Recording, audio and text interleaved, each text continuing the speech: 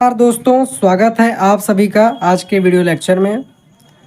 तो जैसा कि हम लोग आज एक नया टॉपिक शुरू करने जा रहे हैं जिसका कि नाम है नंबर एलसीएम एचसीएफ। तो चैप्टर शुरू करने से पहले हम इनका नाम पूरा इसका जान लेते हैं कि होता क्या है, क्योंकि मैं इसको बिल्कुल बेसिक से शुरू कर रहा हूँ। तो देखिए कि पहला जैसा कि चैप्टर दिया गया एलसीएम, तो इस एलसीएम को हम फुल फॉर्म में लिखते हैं लिस्ट कॉमन मल्टीपल, जिसका मतलब होता है हिंदी में लघुत्तम समापवर्तक। या तो अगर इसको अपनी बोलचाल की भाषा में समझें तो इसका मतलब यहाँ पर ये निकलता है कि हमें जो संख्याएं दी गई हो उसकी पहाड़ा में इसका मान आए। आगे इसको हम क्वेश्चंस के माध्यम से अच्छे समझेंगे।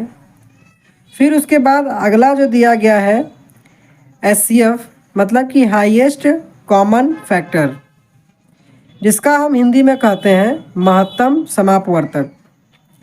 हाईएस्ट कॉमन फैक्टर का मतलब ये होता है कि जो भी हमें एग्जाम्पल दिया जाएगा वह किस संख्या से कटेगा। तो थोड़ा थोड़ा आपका कॉन्सेप्ट क्लियर होगा। इसको हम आगे और अच्छे से देखते हैं इसके बारे में, तो हमारा पूरा कॉन्सेप्ट क्लियर होगा। तो अब बात करते हैं एलसीएम को। तो एलसीएम को ज्ञात करने के लिए कुल दो विधियां हैं, जिसमें पहले विधि का नाम है डिवीज़न मेथड, जिसको कि हम भाग विधि के नाम से जानते हैं, और दूसरे मेथड का नाम है फैक्टर विधि, मतलब कि गुणनखंड विधि। तो पहले हम देखते हैं कि डिवीज़न मेथड क्या होता है।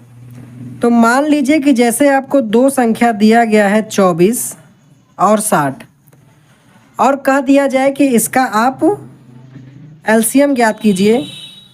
तो जो भाग विधि मतलब कि डिवीज़न मेथड होता है, इसमें हम करते क्या हैं कि दोनों संख्याओं को साथ में लेते हैं और पहले वो छोटी छोटी संख्या लेंगे जिससे कि ये कट जाए। तो 2 से छोटी संख्या से हम लेंगे नहीं, तो 2 से काटेंगे तो 2 से 24 12 बार में कटेगा, और आपका 60 कटेगा 30 बार में। फिर इसी तरीके काटेंगे 2 से 12, तो ये आपका 6 बार में कटेगा, और 30 कटेगा 15 बार में। फिर 2 से 6 3 बार में कटेगा, लेकिन 15 नहीं कटेगा, तो हम ऐसे लिख देंगे। फिर दोनों संख्याएं 3 से कट रही हैं, तो 3 एकम 3 और 3 पचे 15, और फिर ये 5 से पूरा पूरा कट गया। तो इसमें करेंगे क्या कि इसको हमने जिस जिस संख्या से काटा इन सब का गुणा कर देंगे। तो 2 दूनी 4, 4 दूनी 8, 8 त्रिक 24, 24 पंजे 120। तो इन दोनों संख्याओं का जो एलसीएम आ जाएगा वो आपका 120 हो जाएगा। मैंने आपको जैसा समझाया था कि एलसीएम का मतलब कि इनकी पहाड़ा में ये संख्या आए। तो 24 पंजे 120, 60 दूनी 120। अब इसी को फैक्टर मेथड से हम कैसे ज्ञात करते हैं ये हम देखते हैं। तो फैक्टर मेथड में क्या करते हैं कि हमें जो जो संख्या दिया रहेगा इसका हम गुणनखंड कर देते हैं। जैसे 24 को हम लिख सकते हैं 8 गुणित 3, और फैक्टर करें तो 8 को हम लिखेंगे 2 के घाते 3 और गुणे में 3। वही 60 को हम लिख सकते हैं 6 गुणे में 10।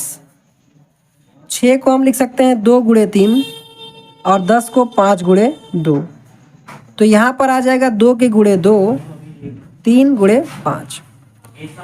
तो ये दोनों संख्याओं का फैक्टर हो गया। यहाँ करेंगे क्या कि हम 2 का देख रहे हैं, जो सबसे अधिकतम घात रहेगा उसको ले लेंगे दोनों में, तो 2 के घात 3 हो गया। इसी तरीके से 3 में फिर जो संख्या बचेगी उसको, और इन सब का हम गुणा कर देंगे तो हमारा एलसीएम ज्ञात हो जाएगा। 2 के घाते 3 मतलब 8, और 5 तिहाई 15 बराबर हो जाएगा 120।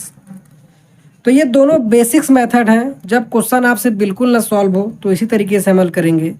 वैसे पेपर में हम आपको कम से कम समय में क्वेश्चन सॉल्व हो वो तरीका देखेंगे। तो हम शुरू करते हैं पहले क्वेश्चन से। तो जैसा कि पहला क्वेश्चन दिया गया है कि वह छोटी से छोटी संख्या ज्ञात करें जो 4, 5, 8, 10 और 12 से पूर्णतया विभाजित हो। तो देखिए हमारा जो संख्या दिया गया है वो है 4, 5, 8, 10 और 12। तो अगर इसका हम फैक्टर मेथड से करें तो क्या करेंगे, 4 को हम 4 लिख सकते हैं, 5 को 5, लेकिन 8 को लिख सकते हैं 4 गुणे में 2, 5 को 5 गुणे में 2 और 12 को 4 गुणे में 3। तो देखिए 4 3 जगह एक बार मिल रहा है तो 1 घात लिखेंगे। फिर उसी तरीके से 5, फिर यहाँ 2 एक बार मिल रहा है 2 लिखेंगे और फिर 3। तो 5 चौक 20, दूनी 40, 3 120, जो कि इसका राइट आंसर हो जाएगा। बाई ऑप्शन भी अगर आप देखेंगे तो यहाँ 150 जो है 4 के पहाड़े में नहीं आएगा, तो ये आपका आंसर नहीं होगा। फिर उसके बाद 180 भी आएगा, 240 भी आएगा, 120 भी आएगा, लेकिन हमें छोटी से छोटी ज्ञात करना है तो इसका आंसर 120 आ जाएगा। एलिगेशन मेथड आप जब क्वेश्चंस को हल करते जाएंगे तो भी इस तरीके से कर सकते हैं, बेसिक आप जानते रहिए। अब हम आते हैं अगले क्वेश्चन पे, जो कि है क्वेश्चन नंबर 2। कह रहा है कि वह छोटी से छोटी, वो ये गलत लग गया है। क्वेश्चन नंबर 2 कह रहा है कि 45 और 54 का लसा ज्ञात कीजिए। तो ऑप्शन में आप देखिए कि फैक्टर विधि के माध्यम से इसका उत्तर दिया गया है, तो हम दोनों का फैक्टर कर देंगे। तो 48 को हम लिख सकते हैं 8 छंग 48 में 8 गुणे 6, और 54 को लिख सकते हैं 9 छंग 54 का 9 गुणे 6। तो इन दोनों में हम जब एलसीएम निकालेंगे तो 6 कॉमन आ रहा है तो इसको एक बार लिखेंगे, फिर 8 और 9 अलग बार है तो इसको ऐसे लिखेंगे। तो ऑप्शन नंबर बी आपका फैक्टर मेथड से इसका आंसर आ गया। क्वेश्चन में जैसा हमसे पूछा जाएगा उसी का हम अनुसरण करते हुए आंसर लिखेंगे, तभी हमारा ठीक रहेगा। ये नहीं कि इसमें फैक्टर विधि में करके दिया है तो आप भाग विधि से तीनों को निकालेंगे 2-2 करके सबसे छोटी संख्या, फिर उसका गुणा करेंगे, तो उससे आपको समय ज़्यादा लगेगा। तो हमको वो तरीका यूज करना है जिससे कि हमारा समय कम लगे और आंसर भी आ जाए। अब आते हैं तीसरे क्वेश्चन पे, जो कि दिया है कि 1 से 10 तक की सभी प्राकृतिक संख्याओं से विभाजित होने वाली सबसे छोटी संख्या है। क्वेश्चन में कह रहा है कि 1 से 10 तक, तो आप गिनती लिख लीजिए समझने के लिए। 3 4 5 6 7 8 9 10। अब हमें देखना है कि इन चारों ऑप्शन में से कौन सी ऐसी संख्या है जो 1 से लेकर 10 तक की सभी गिनती से विभाजित हो।